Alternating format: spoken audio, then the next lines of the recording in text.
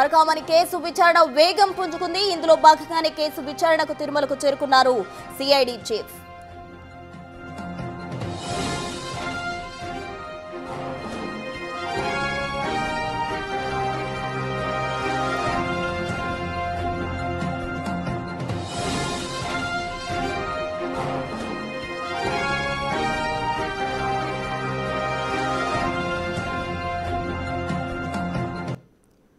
పరకామణి వ్యవహారానికి సంబంధించి కూడా సిఐడి డీజీను కలవబోతున్నారు. తన వద్ద ఆధారాలు సిఐడి డీజీకి బాను సమర్పించినట్టు తెలుస్తోంది. ఈ కేసు విచారణ అయితే ప్రస్తుతానికి వేగం పుంజుకుంది. ఇందులో భాగంగానే కేసు విచారణకు తిరుమలకు చేరుకున్నారు CID DG Ravishankar Ayyanna.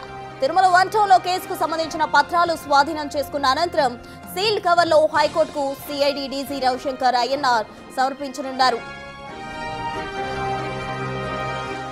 CID DC Ravishankar అయ్యనార్తో సమావేశమయ్యారు టీటీడీ బోర్డు సభ్యుడు భానుప్రకాష్ రెడ్డి. పరకామణి కేసులో తన దగ్గర ఉన్న ఆధారాలు సిఐడి డీసీకి సమర్పించారు. సమగ్ర దర్యాప్తు చేసి నిందితులను శిక్షించాలని భానుప్రకాష్ రెడ్డి కోరారు. ఇప్పటికే ఈ కేసు వ్యవహారానికి సంబంధించి ఏపీ హైకోర్టు సీరియస్ అయింది. రాష్ట్రంలో పోలీసు వ్యవస్థపై ఘాటు వ్యాఖ్యలు చేసింది హైకోర్టు. కేసు రికార్డులు సీజ్ చేయాలంటూ సెప్టెంబర్ 19న ఉత్తర్వులు జారీ చేసిన లైట్ తీసుకుంది పోలీస్ శాఖ. ఇదే అంశాన్ని హైకోర్టుకు తెలిపారు పిటిషనర్ దారు శ్రీనివాస్. దీంతో ఏపీ డీజీపీపై హైకోర్టు ఆగ్రహం వ్యక్తం చేసింది.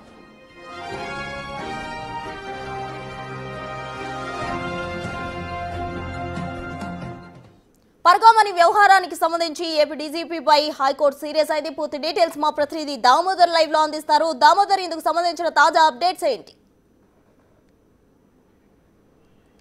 ప్రస్తుత 2023 ఏప్రిల్ 29వ తేదీన పరకామణిలో పెద్దజీయం గారి మఠానికి సంబంధించిన గుమస్తా రవికుమార్ ఏదైతే లెక్కింపుకు వెళ్ళారు. ఈ సందర్భంగా అతను డాలర్లు తీసుకొస్తూ ఏదైతే తనిఖీ సిబ్బందికి పట్టుబడ్డ నేపథ్యంలో అతను మీద పోలీసులు ఏదైతే ఏవిఎస్ఓ ఇచ్చిన ఫిర్యాదు మేరకు కేసు నమోదు చేశారు. ఆ తర్వాత ఆ కేసు 3 నెలల తర్వాత లోక్ అదాలత్లో రాజీ అయింది. ఈ మధ్య కాలంలో పెద్ద ఎత్తున అక్రమ దందా నడిచిందంటూ కూడా ఆరోపణలు ఉన్నాయి. ముఖ్యంగా దొంగతనానికి కేసుకు సంబంధించి లోక్ అదాలత్లో రాజీ కావడం ఇప్పటి వరకు ఎక్కడా జరగలేదు. ఎందుకు లోక్ అదాలత్లో రాజీ అయ్యారనేది చర్చ. ఈ సందర్భంలో ఏదైతే రవికుమార్కి సంబంధించిన ఆస్తులు సుమారు ఏదైతే ఇటు మంగళం రోడ్లో ఉన్న 14 అపార్ట్మెంట్లు, అదేవిధంగా తిరుపతి నగరంలో ఉన్న మరో 2 అపార్ట్మెంట్లకు సంబంధించిన ఫ్లాట్లు, వీటితో పాటు ఇటు మహాబలపురంతో పాటు తమిళనాడులో ఉన్న ఆయన ఆస్తులను టీటీడీకి గిఫ్ట్ డీడ్గా రాయించారు. అయితే ఈ గిఫ్ట్ డీడ్ రాయించడం వెనుక కేసును మాఫీ చేయించడం వెనుక అక్కడ అప్పట్లో టీటీడీలో ఉన్న పెద్ద తలలు కొంతమంది, అదేవిధంగా పోలీసు ఉన్నతాధికారులు కలిసి రాజీ చేశారు. దీంతోపాటు అతనికి సంబంధించిన ఆస్తులు తమ స్వంతానికి రాయించుకున్నారనే ఆరోపణలు కూడా వస్తాయి. మొత్తం 100 కోట్ల ఆస్తులు ఈ విధంగా వారు రాయించుకున్నారనే ఆరోపణలు ఉన్న నేపథ్యంలో ఈ విషయం మీద టీటీడీ పాలక మండలి సభ్యుడు భానుప్రకాష్ రెడ్డి అప్పట్లో కూడా పోరాటం చేశాడు. తర్వాత ప్రభుత్వం వచ్చిన తర్వాత కూడా ఈ విషయం మీద పలుమార్లు అటు సీఎంతో పాటు పోలీసు ఉన్నతాధికారులను కలిశాడు. దీంతో పాటు ఒక జర్నలిస్ట్ కూడా ఈ విషయం మీద హైకోర్టును ఆశ్రయించిన నేపథ్యంలో సెప్టెంబర్ 19వ తేదీన మొత్తం రికార్డులన్నీ సీజ్ చేసి తనకు అప్పగించాలంటూ హైకోర్టు ఆదేశించినప్పటికీ పోలీస్ శాఖ పట్టించుకోలేదన్న కారణంతో నిన్న హైకోర్టు చాలా సీరియస్గా మాట్లాడింది. ముఖ్యంగా అసలు పోలీస్ శాఖ రాష్ట్రంలో ఉందా లేదా అంటూ కూడా ఆగ్రహం వ్యక్తం చేసిన నేపథ్యంలో ఈరోజు సిఐడి డీజీ రవిశంకర్ అయ్యంగారు నిన్న రాత్రికి తిరుమల చేరుకున్నారు. ఈరోజు ఉదయం ఆయన ఏదైతే పోలీస్ గెస్ట్ హౌస్లో పోలీసు ఉన్నతాధికారులతో సమావేశమయ్యారు. ఇదే సందర్భంగా టీటీడీ పాలక మండలి సభ్యుడు భానుప్రకాష్ రెడ్డి కూడా ఆయనతో సమావేశమై ఈ కేసుకు సంబంధించి తన వద్ద ఉన్న ఆధారాలను మొత్తం సమర్పించారు. ముఖ్యంగా ఏదైతే అప్పట్లో విజిలెన్స్ అండ్ ఎన్ఫోర్స్మెంట్ ఏదైతే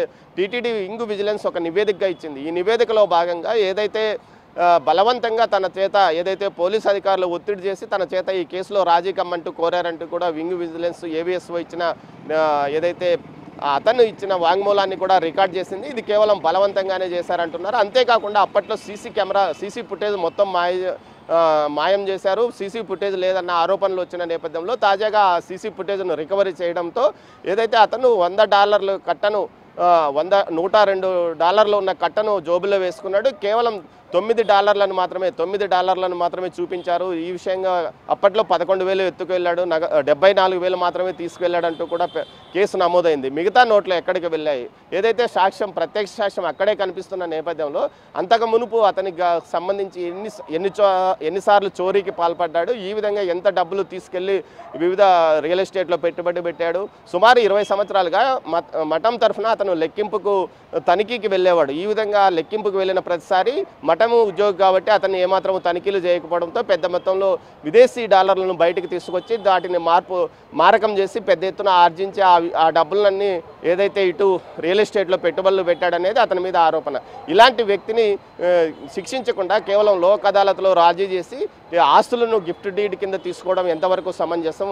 40 కోట్ల రూపాయలు స్వామివారికి అవసరం అవుతాయా అన్న కోణంలో కూడా అప్పట్లో ప్రశ్నించారు. ఈ మొత్తం నేపథ్యంలో దీనిపైన సిట్ ఏర్పాటు చేస్తానంటూ నారా లోకేష్ గతంలో ఏదైతే తిరుమలకు శ్రీవారికి పట్టువస్త్రాలు సమర్పించడానికి సీఎం చంద్రబాబు నాయుడు వచ్చిన సందర్భంలో ఈ విషయం గురించి ఆ తర్వాత ఇక్కడ ఏదైతే వివరాలు తీసుకున్న తర్వాత ఆయన అసెంబ్లీలో చిట్ చాట్ సందర్భంగా మీడియాతో కూడా చెప్పిన సందర్భం. ఈ నేపథ్యంలో సిట్ ఏర్పాటు ఆలస్యం కావడంతో పాటు హైకోర్టు ఆదేశాల మేరతో ఈరోజు ఏదైతే వచ్చిన సిఐడి డీజీ రవిశంకర్ అయ్యంగారు అధికారులతో సమావేశమైన తర్వాత ఆయన 1 టౌన్ పోలీస్ స్టేషన్ పరిశీలించనున్నాడు. అక్కడ ఉన్న రికార్డులను మొత్తం సీజ్ చేసి హైకోర్టుకు సమర్పించనున్నట్టు తెలుస్తుంది. ప్రస్తుతం మొత్తం మీద ఈ కేసు మీద సిట్ ఏర్పాటు చేయాలంటూ ప్రభుత్వం నిర్ణయం తీసుకున్న నేపథ్యంలో మరోసారి సిఐడి విచారణ చేయాలంటూ హైకోర్టు ఆదేశాలు జారీ చేసిన నేపథ్యం మొత్తం మీద ఈ విషయంలో పూర్తి స్థాయిలో విచారణ ప్రారంభమవుతుంది.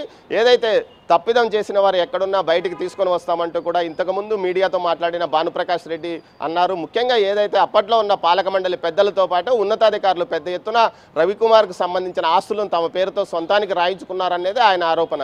మొత్తం మీద ఈ విషయంలో ఏదైతే అటు హైకోర్టు ఆదేశాల తర్వాత ఖచ్చితంగా సిట్ ఏర్పడుతుందా లేకపోతే ఎలాంటి పరిణామాలు చోటు చేసుకుంటాయన్నది మాత్రం ఆసక్తికరంగా మారిందని చెప్పవచ్చు. ప్రస్తుతం దామోదర్, ఇప్పటికే సిఐడి డీజీ రవిశంకర్ తిరుపతికి చేరుకోవడం జరిగింది. అక్కడ 1 టౌన్ పిఎస్లో కూడా దానికి సంబంధించిన పత్రాలు స్వాధీనం చేసుకోబోతున్నారు. అనంతరం ఏం జరగబోతుంది?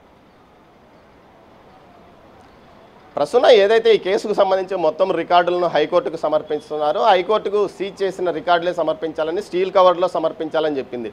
ఆ తర్వాత హైకోర్టు ఏం నిర్ణయం తీసుకుంటుంది? ఇప్పటికే సిఐడి విచారణ చేయాలంటూ కూడా ఏదైతే కేసు ఏదైతే హైకోర్టులో పిటిషన్ దాఖలు చేసిన శ్రీనివాస్ డిమాండ్ చేస్తున్న పరిస్థితి. శ్రీనివాస్కి ఏ విధంగా సమాధానం చెప్తారు? అదేవిధంగా ఇప్పటికే పలుమార్లు ఈ విషయం మీద అటు ఉన్నతాధికారులతో పాటు సీఎంతో పాటు పవన్ కళ్యాణ్ను కలిసిన భానుప్రకాష్ రెడ్డి వీటిపైన తాను ఈ కేసులో ఇంప్లీడ్ అవుతానని చెప్తున్నాడు. మొత్తం మీద ఇటు ఇద్దరు వర్గాలు ఆ విషయం మీద సిట్ విచారణ కొనసాగాలని కోరుకుంటున్న నేపథ్యంలో ఖచ్చితంగా సిట్ ఏర్పాటయ్యే అవకాశం ఉంది. అయితే అది ఇక్కడున్న అధికారులతో వెళ్తారా లేకపోతే రాజధానికి సంబంధించిన ఉన్నతాధికారులను ఇక్కడికి పిలిపించి వారితో సిట్ దర్యాప్తు చేయిస్తారా అని తెలుసుకోవాల్సింది. ముఖ్యంగా ఇప్పటికే ఏదైతే కల్తీ నెయ్యికి సంబంధించి రాష్ట్ర ప్రభుత్వం ఏర్పాటు చేసిన సిట్టును కాదని సుప్రీంకోర్టుకు వెళ్లారు. అప్పట్లో ఉన్న పాలక మండలి పెద్దలైన మాజీ టీటీడీ చైర్మన్ సుబ్బారెడ్డితో పాటు మిగతా వారు. ఈ నేపథ్యంలో సుప్రీంకోర్టు ఇద్దరు సిబిఐ అధికారులను ఏదైతే రాష్ట్ర ప్రభుత్వానికి సంబంధించి మరో 2 సీనియర్ ఐపీఎస్ అధికారులతో పాటు ఒక 5 మందితో కలిపి ఒక సిట్ ఏర్పాటు చేసి ఆ దర్యాప్తుగా కొనసాగుతున్న నేపథ్యంలో మరోసారి ఈ పరకామణి కేసులో ఏదైతే విమర్శలు ఎదుర్కొంటున్న వ్యక్తులు మరోసారి సుప్రీంకోర్టుకు వెళ్లే అవకాశం ఉంటుందని కూడా భావిస్తున్నారు. మొత్తం మీద అయితే పరకామణి కేసులో కొంత అవినీతి జరిగిందనేది మాత్రం బయటపడుతుంది. ఏదైతే దొంగతనానికి సంబంధించిన కేసులు ఎక్కడ ఇప్పటి వరకు ఏదైతే న్యాయస్థానం రికార్డుల్లో కానీ న్యాయస్థానం విషయాల్లో ఇప్పటి వరకు వచ్చిన తీర్పుల్లో ఎక్కడ దొంగతనం చేసిన వ్యక్తులు లోక్ అదాలత్లో రాజీ అవ్వడం అనేది ఇప్పటి వరకు జరగలేదు. కానీ ఏదైతే పరకామణిలో దొంగతనానికి పాల్పడిన వ్యక్తి రవికుమార్ను రాజీ చేసుకోవడం వెనుక ఎలాంటి ఉద్దేశం ఉంది? అప్పట్లో పాలక మండలి పెద్దలతో పాటు అదేవిధంగా పాలక మండలి సభ్యులు కానీ పోలీసు ఉన్నతాధికారులు కానీ అదేవిధంగా ఏదైతే ఇటు అప్పట్లో ఉన్న ఉన్నతాధికారులు ఈ విషయంలో ఏదైనా అవినీతికి పాల్పడ్డారా అన్న కోణంలో కూడా దర్యాప్తు కొనసాగే అవకాశం ఉందని చెప్పవచ్చు. Prasuna. Right, thank you Damodar.